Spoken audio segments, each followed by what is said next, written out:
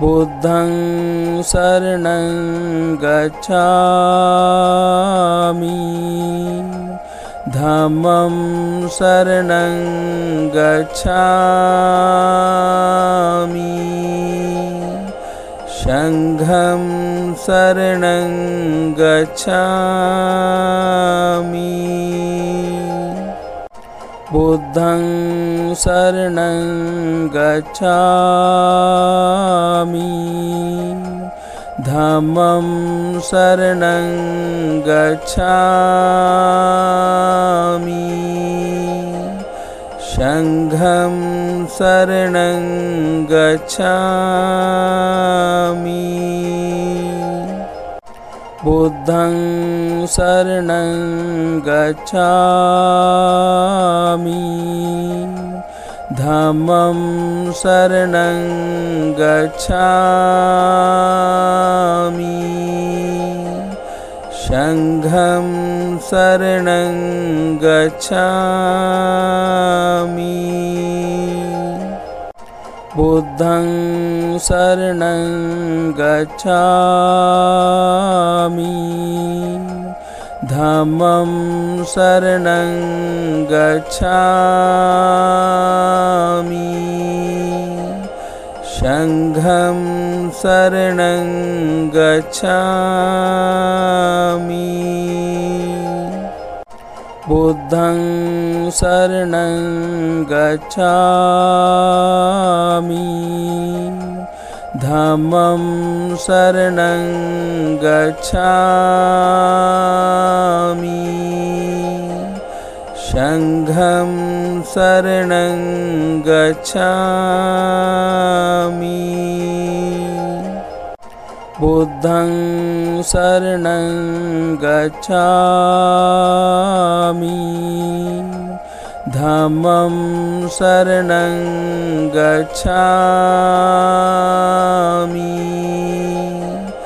संघं शरणं गच्छामि बुद्धं शरणं गच्छामि धम्मं शरणं गच्छामि संघं शरणं गच्छामि बुद्धं शरणं गच्छामि धम्मं शरणं गच्छामि संघं शरणं गच्छामि बुद्धं शरणं गच्छामि धम्मं शरणं गच्छामि। नमो तस्से भगवतो अरहतो सम्मा सम्बुद्धस्से नमो तस्ये भगवतो अरहतो सम्मा सम्बुद्धस्से नमो तस्से भगवतो अरहतो सम्मा सम्बुद्धस्से नमो तस्ये भगवतो अरहतो सम्मा सम्बुद्धस्से नमो तस्से भगवतो अरहतो सम्मा सम्बुद्धस्से नमो तस्ये भगवतो अरहतो सम्मा सम्बुद्धस्से बुद्धं नमामि बुद्धं नमामि धम्मं नमामि धम्मं नमामि संघं नमामि। संघं नमामि। प्रत्येक रविवार की भांति आज भी डॉक्टर अंबेडकर भवन दौलतपुरा में बुद्ध वंदना का आयोजन त्रिशरण और पंचशील श्रद्धेय मनोज बौद्ध जी।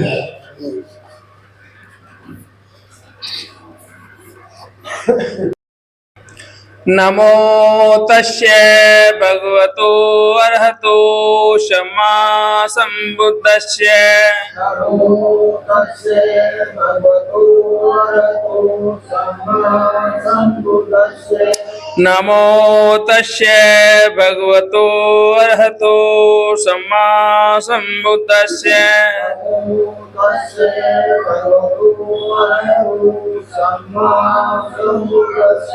नमो तस्से भगवतो अरहतो सम्मा सम्बुद्धस्से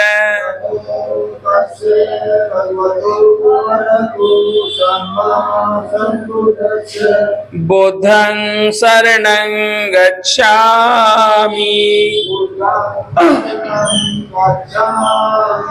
धम्मं शरणं गच्छामि संघं शरणं गच्छामि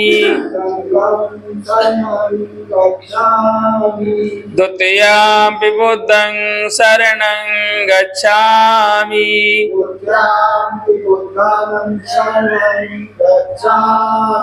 द्वितीयं धम्मं शरणं गच्छामि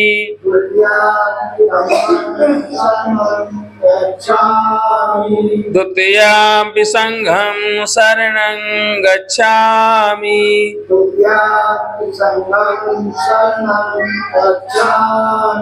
तृतीयं बुद्धं शरणं गच्छामि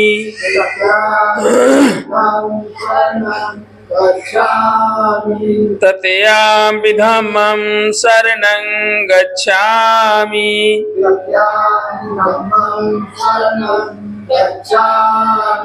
तृतीयं संघं शरणं गच्छामि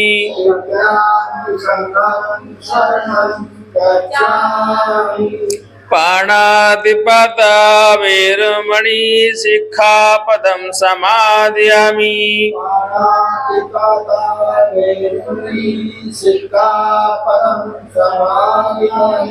आदिन्नदाना वेरमणि सिक्खापदं समादयामि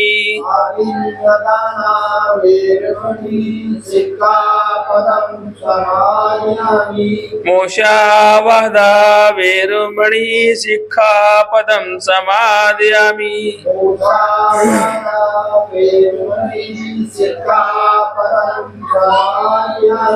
कामेषु मिच्छाचारा वेरमणि सिक्खापदं समादयामि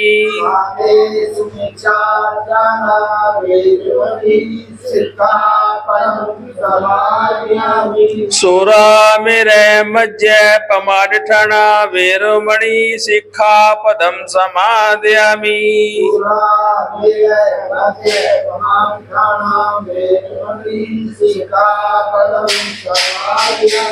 साधु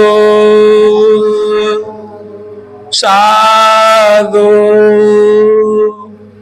साधु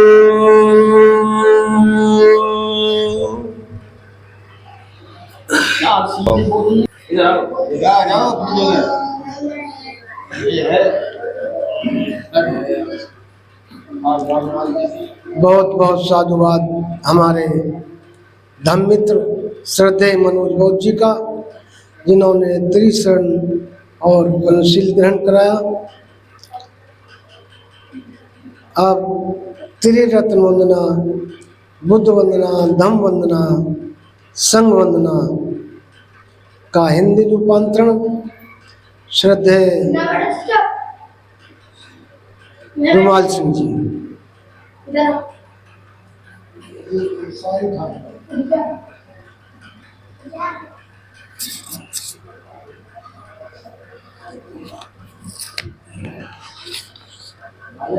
आराम से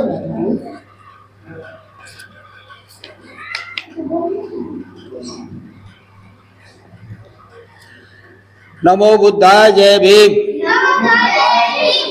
नमो बुद्धाय जय भीम। बुद्ध वंदना का हिंदी रूपांतरण। वह भगवान पूर्व बुद्धों की तरह सबके पूज्य, सर्वश्रेष्ठ ज्ञान के ज्ञाता, सभी सद्विद्याओं और उनके आचरण से युक्त, सुंदर गति देने वाले, लोक लोकांतर के रहस्यों को जानने वाले सर्वश्रेष्ठ महापुरुष हैं।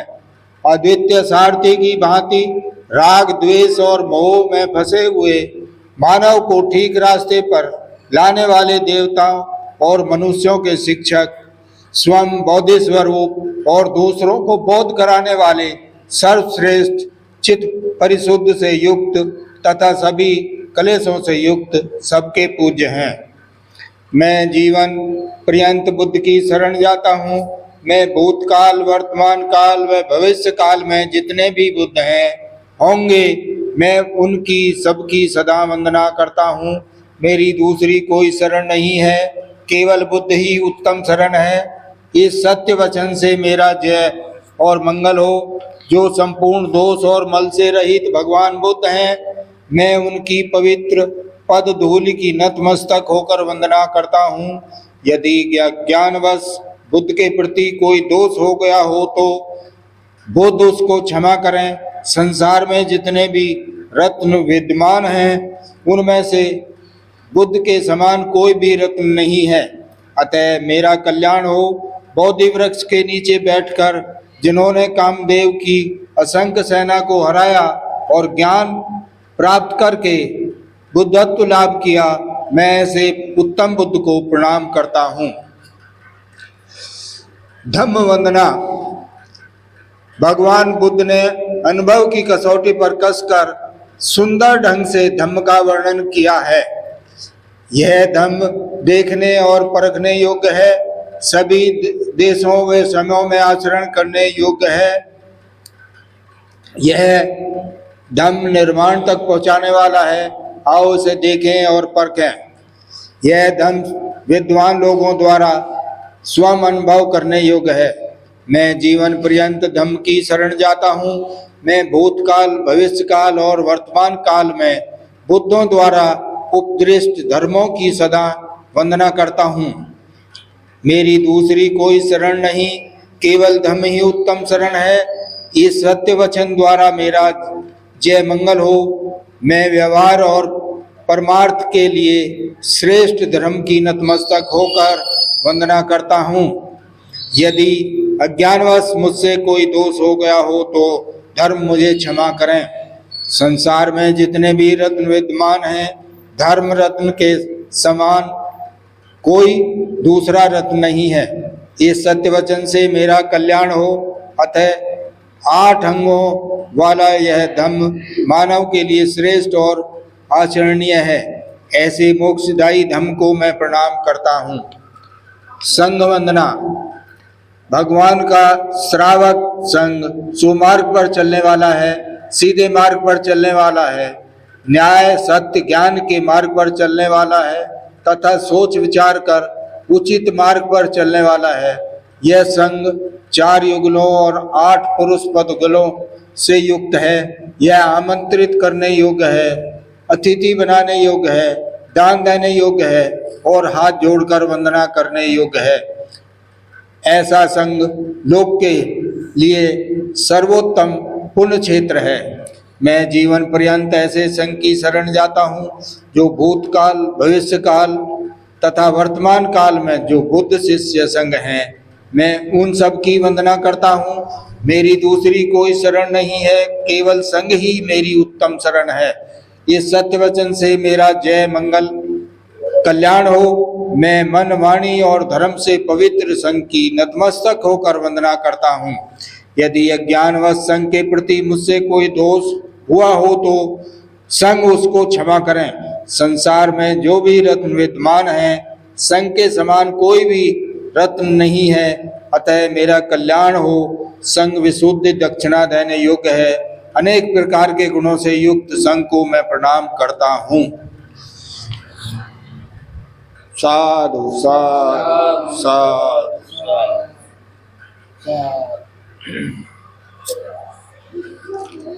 अभी हमने त्रिरत्न वंदना, बुद्ध वंदना, धम्म वंदना, संघ वंदना, जो कि हिंदी भाषा उसका रूपांतरण श्रद्धेय रुमाल सिंह जी के द्वारा किया गया। बहुत बहुत साधुवाद। जैसा कि हम इस कार्यक्रम में तथागत गौतम बुद्ध के धम्म ग्रंथ धम्मपद के एक पाठ का वाचन करते हैं। हमारे बीच में वरिष्ठ अधिवक्ता एडवोकेट जय सिंह जी विराजमान हैं। उनसे अनुरोध है कि वो उसका वाचन करें। श्रद्धेय एडवोकेट जय सिंह जी।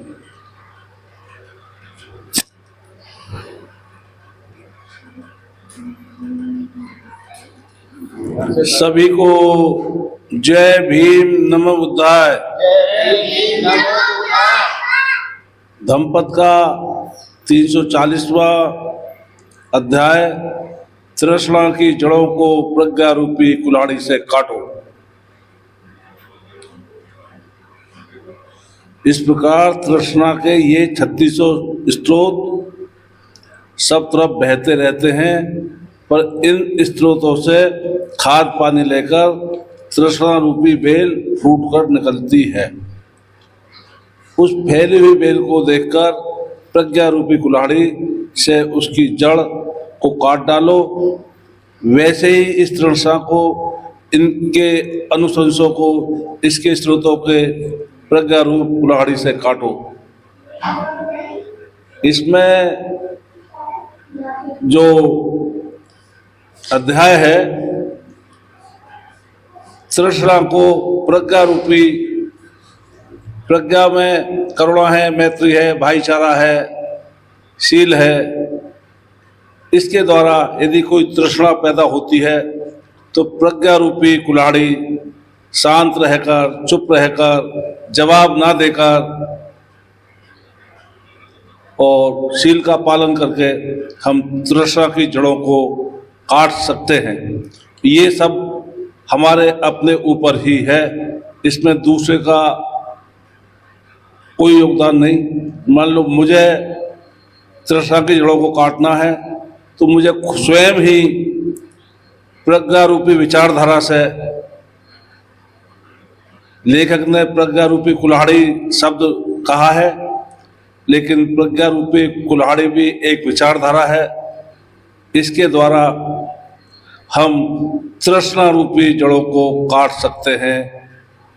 ऐसा तथागत के द्वारा दिए हुए धम्मपद में वर्णन है। अगला अध्याय है 341, इंद्रिय सुखों की चाह यानी जन्म मरण के चक्र में पड़ना। ये तृष्णा रूपी नदियों की धाराएं मनुष्य को बहुत प्रिय और मनोहर लगती हैं। सुख पाने के चक्कर में मनुष्य उसकी 36 स्रोत रूपी धाराओं में पड़े रहते हैं। इंद्रियों के सुख की इच्छा रखते हुए उसके पाने के चक्कर में बार बार जन्म, बुढ़ापा, रोग तथा मृत्यु के भवचक्र के फेर में ऐसे जा पड़ते हैं कि वे इससे कभी बाहर नहीं निकल पाते हैं। इस प्रकार वह दुखों की धारा में पड़ जाते रहते हैं। धम्मपद में इस अध्याय का मतलब है कि हम लोगों को तृष्णा रूपी नदी जो दुनियादारी है, दुनियादारी का मतलब ये आदमी सुबह उठता है, शाम को सोता है, दिन भर वो अपनी इंद्रियों से पता नहीं कितनी क्या क्या सोचना करना पड़ता है, यानी वो 99 के चक्कर में लगा रहता है। लेकिन इस तृष्णा के जन्म मरण तक का जो चक्र है, इसको हम प्रज्ञामयी और जो बुद्ध विचारधारा है, इसके द्वारा अपनी इंद्रियों को कंट्रोल में करके हम इस पर विजय प्राप्त कर सकते हैं। यह क्योंकि ये जो इंद्रियां हैं, ये मान लो हमारा मन किया कि चिली पटाटो या दूसरी चीज़ें खानी हैं, यदि हम चाहें अपनी इंद्रियों पर कब्जा करके, और गोयनका जी ने इस पर बहुत अच्छा लेख लिखे हैं, और ये सब एक ही विचारधारा हैं। तथागत बुद्ध के द्वारा अपनी इंद्रियों पर विजय प्राप्त करना ही जीवन में अपने आप को भव पार इन जो समस्याएं हैं उनसे या किसी भी तरह के दुख हैं उनसे दूर हम रख सकते हैं। अगला अध्याय 342 है, तृष्णा के बंधनों से फंसे लोग दुखी रहते हैं। तृष्णा के पीछे भागने वाले लोग पिंजरे में बंधे हुए खरगोश की तरह एक निश्चित दायरे में चक्कर काटते रहते हैं। मन के संयोजनों बंधनों में फंसे हुए ऐसे लोग लंबे समय तक जन्म मरण के भव चक्र में फंसे रहते हैं और दुख पाते हैं। इन बंधनों को काटने वाले लोग परम सुख निर्माण को प्राप्त करते हैं। इसमें तथागत द्वारा अपने धम्मपद में इस बात का वर्णन किया है, तृष्णा के बंधनों से फंसे हुए लोग दुखी।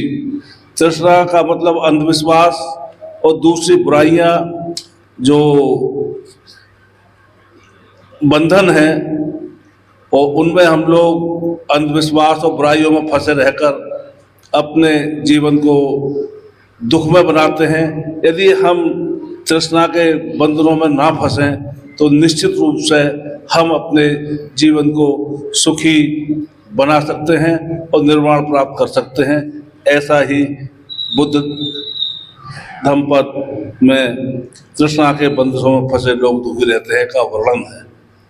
अगला अध्याय 343, अपने कल्याण के लिए तृष्णा को दूर हटा दें।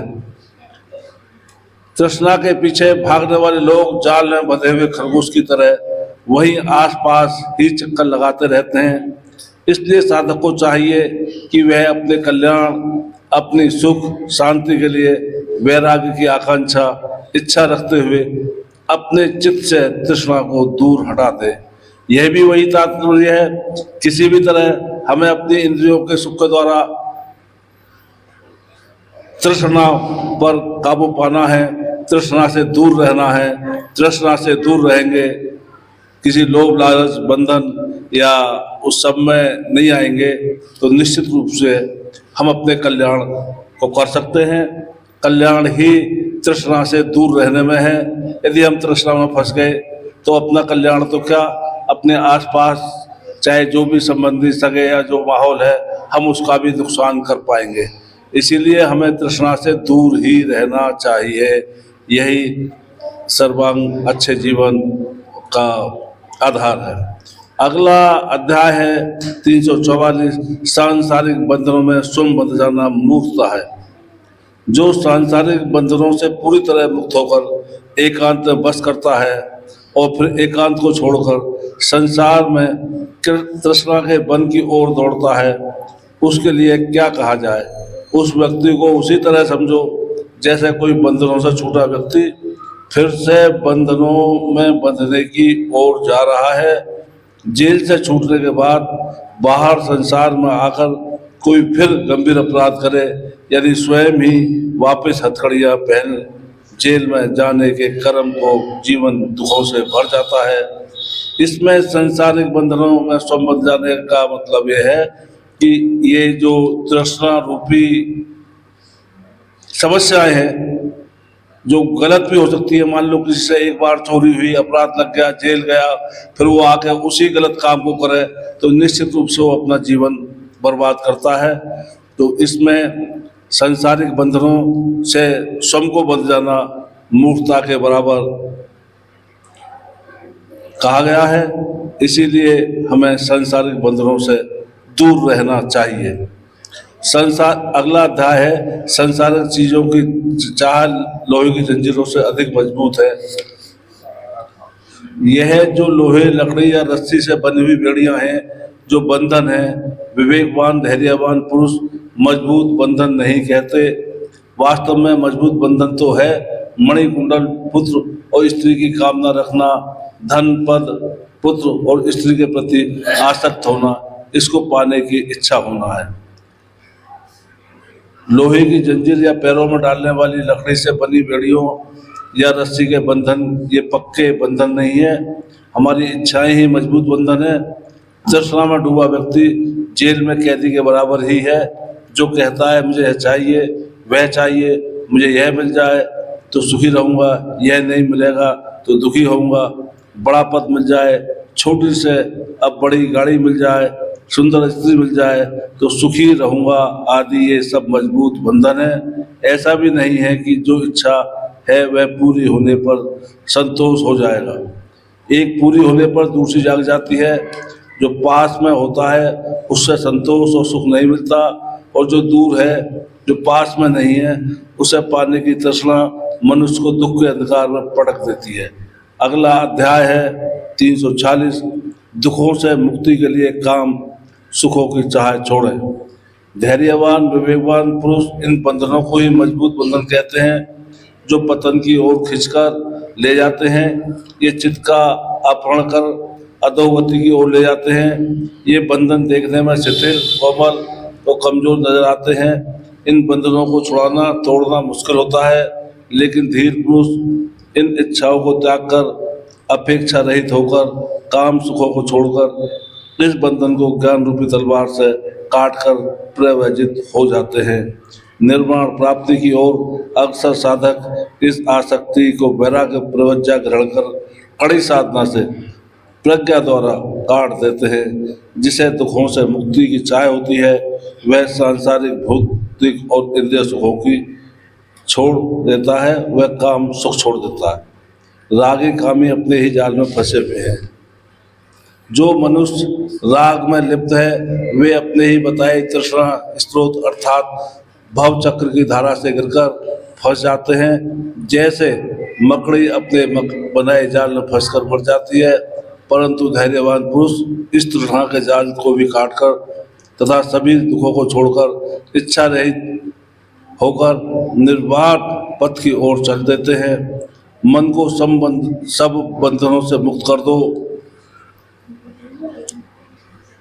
भूत भविष्य और वर्तमान के बंधनों को त्याग दो। इस तरह उन्हें छोड़कर संसार चक्र भवसागर पार चले जाओ। जिसका मन सब और मुक्त हो जाएगा वह फिर जन्म और बुढ़ापा को नहीं प्राप्त होगा। संसार में सिर्फ शुभ सुंदर ही देखना तृष्णा बढ़ाता है। जो मनुष्य कई मानसिक कुतर्कों तर्क वितर्क संदेह में फंसा हुआ है, जो गहरे राग में आसक्त है, जो संसार में सिर्फ सुखी सुख शुभ ही शुभ सुंदर ही सुंदर देखता है, उसकी तृष्णा पहले की अपेक्षा और भी अधिक बढ़ती ही जाती है। इससे वह अपने सांसारिक बंधनों को पहले से भी अधिक मजबूत बनाता है। कुछ लोगों का हमेशा वाद कुतर्क निरर्थक बहस में फंस जाना है। उन्हें कोई कितना ही समझदार विद्वान समझाए, लेकिन वे समझना ही नहीं चाहते। इस प्रकार कुतर्कों में भरे ऐसे लोग दुखी ही रहते हैं। इसके साथ ही जो तीव्र राग से भरा होता है वह हर ओर शुभ सुंदर और सुख पाने की लालसा में डूबा हुआ रहता है। इससे वह दुखी होकर मर जाता है। धम्म पद में आज तक ये जो भगवान के बुद्ध के अनमोल उपदेशों का सार और दुखों से मुक्ति की ओर सुख शांति का मार्ग प्रशस्त किया गया है। इस सब का मेडिटेशन विपස්සना साधना के द्वारा 10 दिन के कैंप में हम लोग स्वतः ही आत्मंथन करके आनापान और सिर से पैर, पैर से सिर, शील समाधि प्रज्ञा के द्वारा इन तृष्णा जैसी और अन्य सांसारिक बुराइयों दुखों पर विजय प्राप्त कर सकते हैं।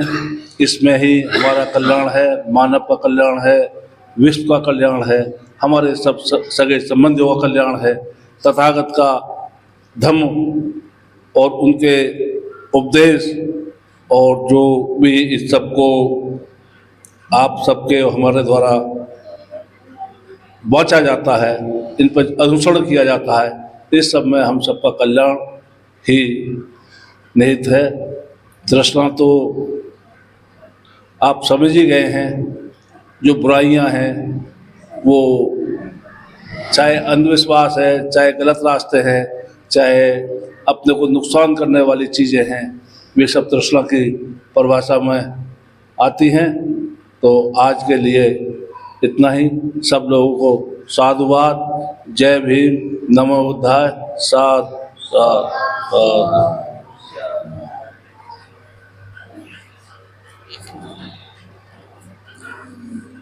बहुत बहुत साधुवाद हमारे वरिष्ठ अधिवक्ता एडवोकेट जयसिंह जी का, जिन्होंने तथागत के धम्म ग्रंथ धम्मपद के कुछ अंशों का वाचन किया। बहुत बहुत साधुवाद। जैसा कि हम इस कार्यक्रम में बाबा साहब द्वारा लिखित धार्मिक ग्रंथ तथागत गौतम बुद्ध और उनका धम्म के पाठ का वाचन करते हैं। धम्म मित्र श्रद्धेय मनोज बौद्ध जी से अनुरोध है कि उसका वाचन करें। श्रद्धेय मनोज बौद्ध जी।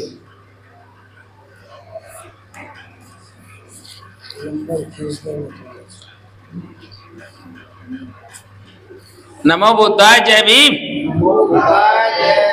नमो बुद्धाय जय भीम। नमो बुद्धाय जय भीम।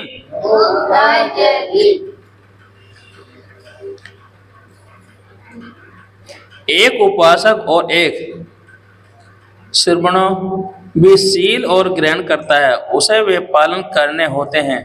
एक भिक्षु उन शीलों को शील रूप में ग्रहण करता है, किंतु वह उन्हें व्रत रूप में भी ग्रहण करता है। उसे अपने व्रतों को भंग नहीं करना होता है। यदि वह उन्हें तोड़ता है तो वह दंडनीय होता है।